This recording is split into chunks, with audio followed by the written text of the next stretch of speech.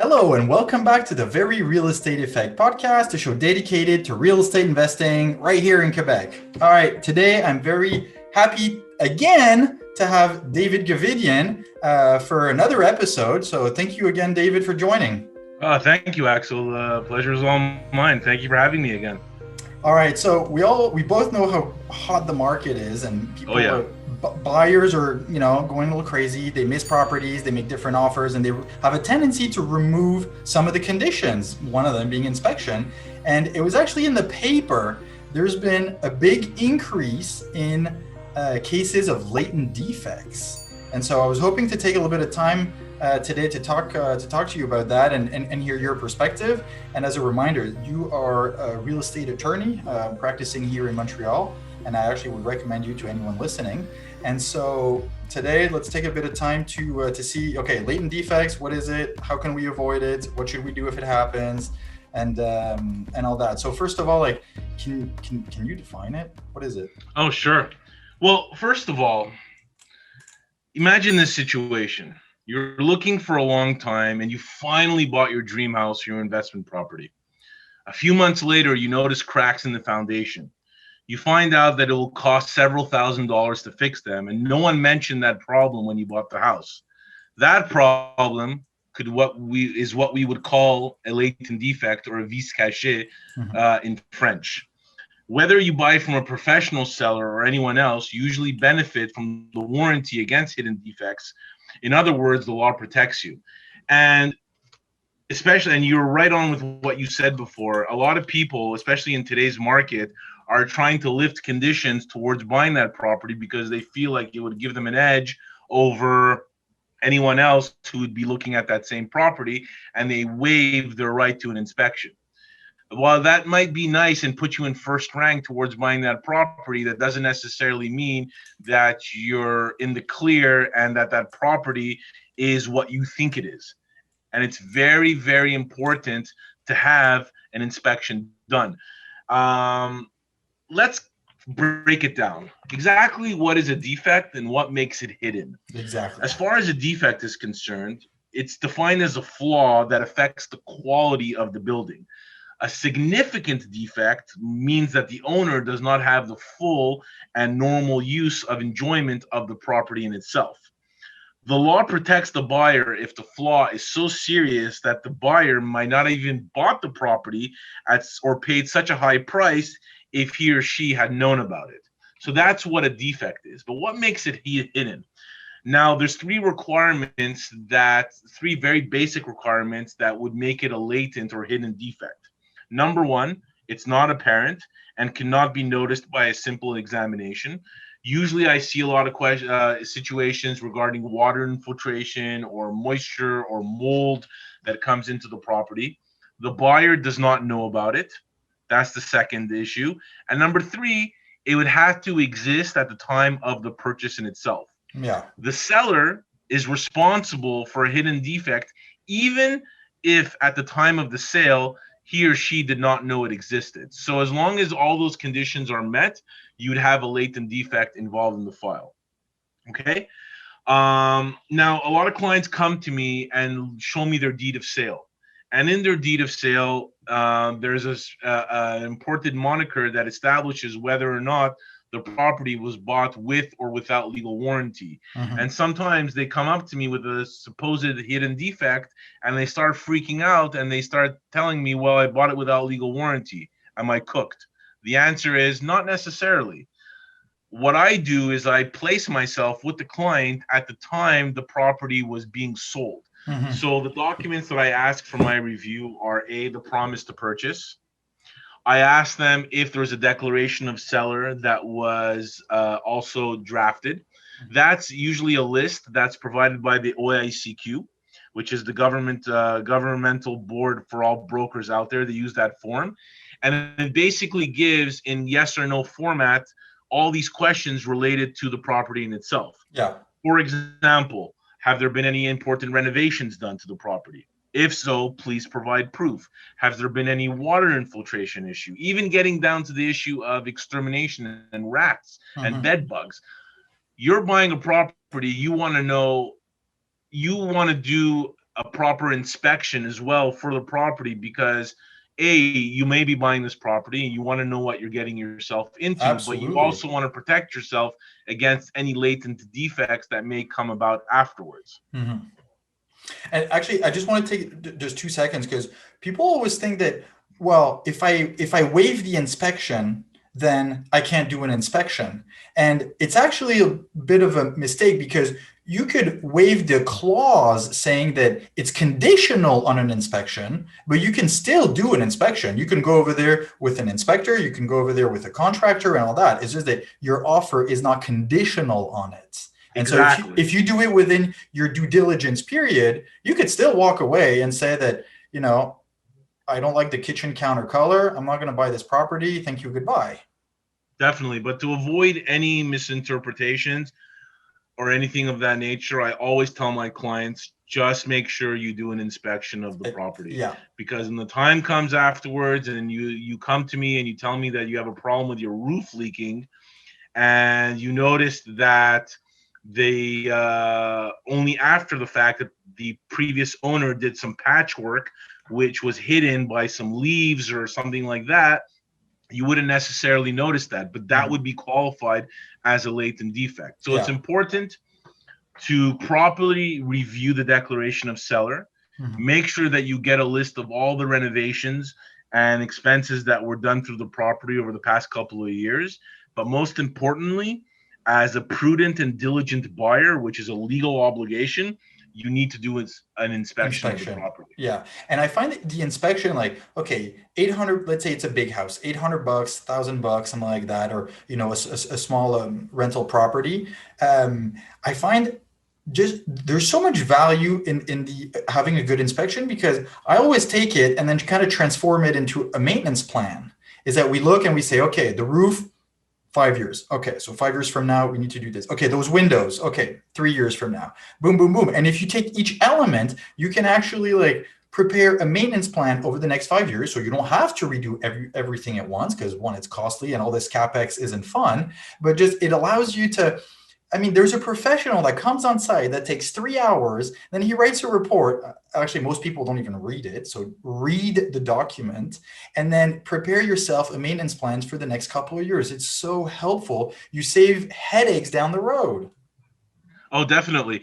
In fact, I'm closing on this eightplex right now, and I just did my inspection on Monday this past week, a couple of days ago. And one of the things that I mentioned to my inspector when I was present at the inspection is, I know you're going to come to me with some issues, because what buildings don't have issues, but I need to know what's immediate, what's not, so I can get a clearer idea of what I'm getting myself into when I'm buying this property. Yeah, exactly.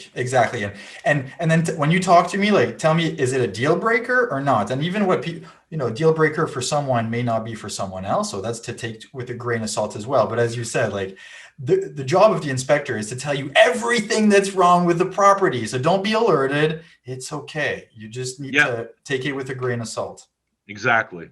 Okay, so we both completely agree that the inspection is necessary, even if your offer is not conditional on it.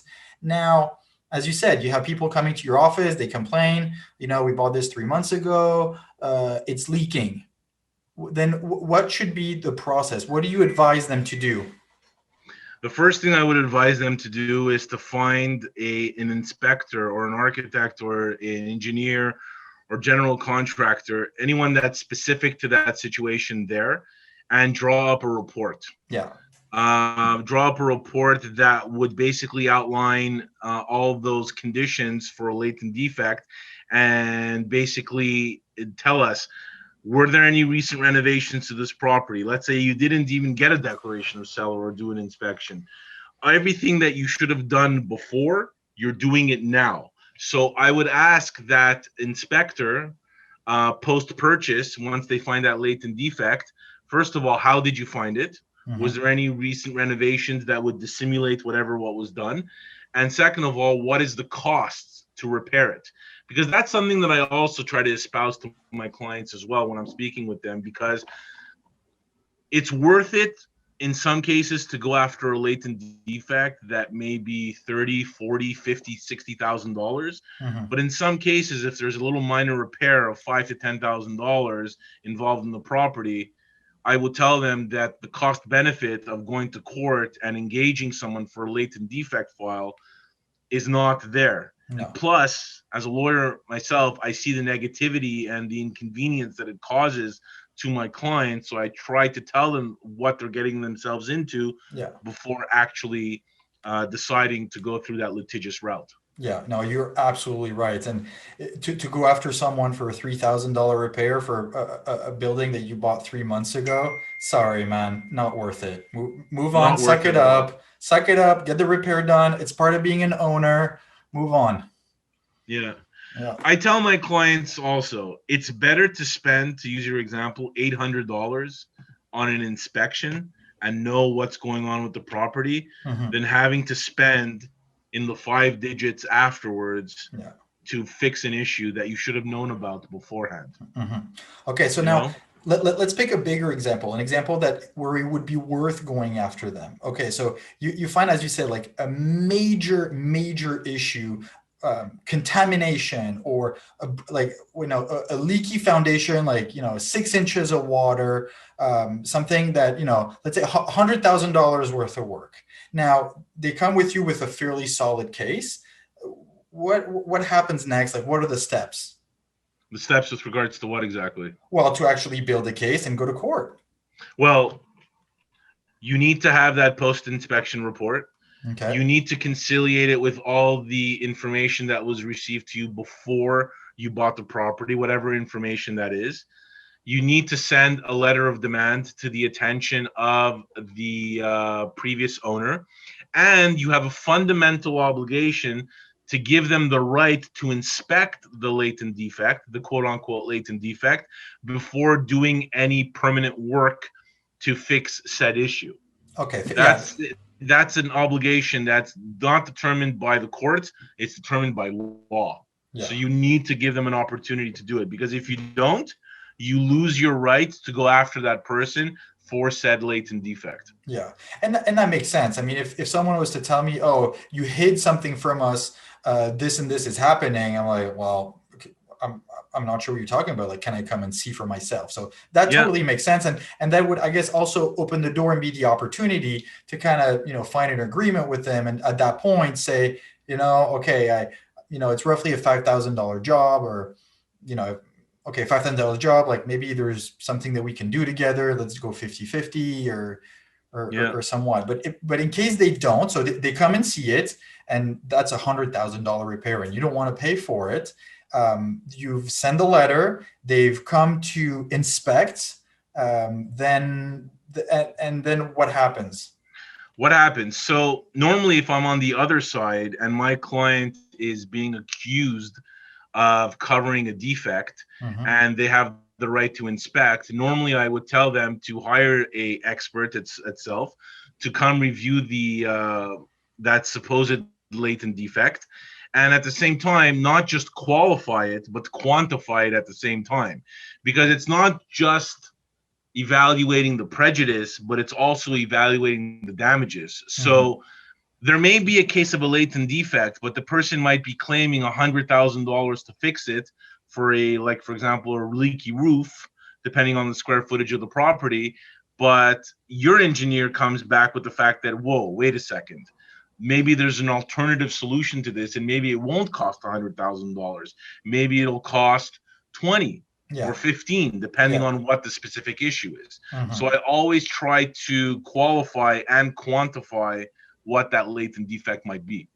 Okay. And yeah, and that's a very good point. And we're using your example of a roof. Well, maybe maybe it's a roof with two slopes. Maybe you could just redo one side. I don't know. It's just an example. Like, it doesn't have to be everything. Yeah, that's a very good point. So then, we, Sometimes I've seen people that accuse others of latent defects trying to pass an entire renovation of a house on the other party when it's only a specific issue. yeah, nice So these try. are things to be wary about, and Yeah, not just take something at face value. You need to do some dig deeping, yeah. deep Deep, deep, digging deep digging. into Yeah. No, it. And those situations, I mean, you must have seen so many cases where, as you said, they're trying to pass the cost of a renovation on a leaky roof or a problem with the foundation, but fixing that foundation is a 10K job, but yet you're asking me 80K worth of work. Like, whoa. Yeah, exactly. Yeah. Yeah. No, Exactly. Sometimes it's an opportunity for people to be greedy, and that's why they would come to a professional like myself to try to nip it in the bud and yeah. actually get down to the very specifics. No, it makes sense.